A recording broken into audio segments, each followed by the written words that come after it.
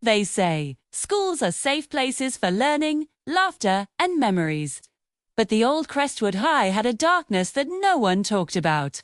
Students whispered about a classroom that no teacher dared enter after hours, where lights flickered, chalkboards wrote themselves, and footsteps echoed when the halls were empty. Emma, a curious senior, thought the stories were just myths until the night she stayed late to finish a project.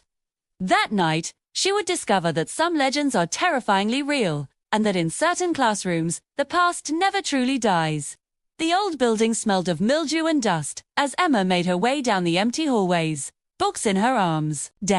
Every locker she passed seemed to groan and shiver as if alive. The deeper she went, the heavier the air felt, like the walls themselves were watching. She reached the infamous Room 13, the source of every whispered story. The door stood slightly ajar, revealing darkness so thick it seemed to swallow the hallway light. She hesitated, heart racing, but curiosity pushed her forward. Door. Whatever lurked inside wasn't going to wait forever, and neither was she. Emma stepped inside Room 13, and the temperature dropped instantly. Her breath came out in visible puffs. Desks were scattered as if students had left in a hurry, papers fluttering from broken windows. She flicked on her phone light, revealing the chalkboard. And what was written there made her blood run cold. In smudged, uneven letters, it said, "Stay." The writing looked fresh. Emma's hands shook as she reached for her notebook, determined to finish her project, but the silence around her was deafening.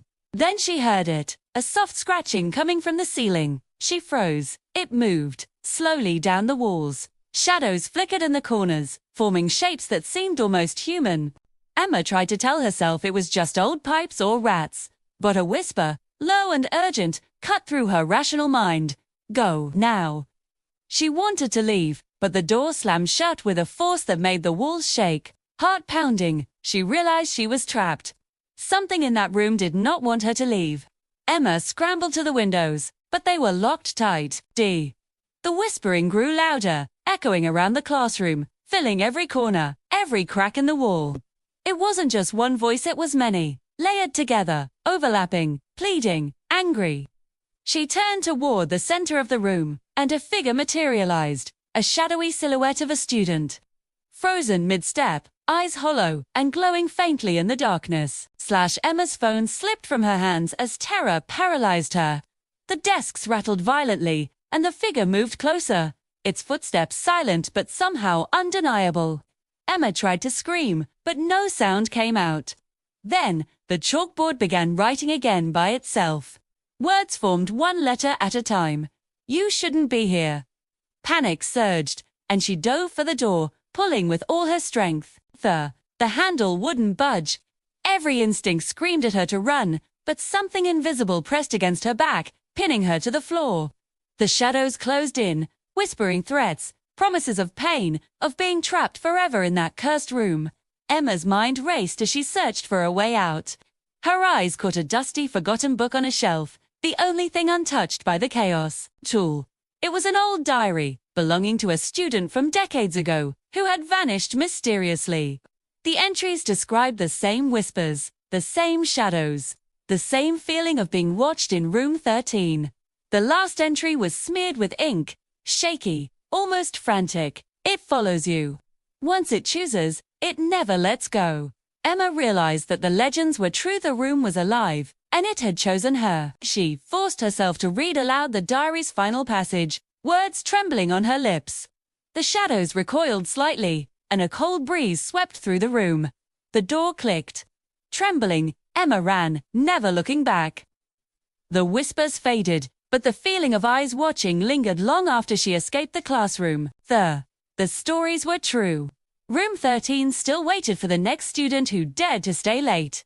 Emma never returned to Room 13. She graduated, but the memory of that night haunted her dreams for years. Every time she closed her eyes, she could hear the whispers, faint but unmistakable, warning her of the darkness that lurks in forgotten corners of the school. Some nights, she could still see the shadowy figure in her mind, standing silently, waiting for her to make a mistake, to return.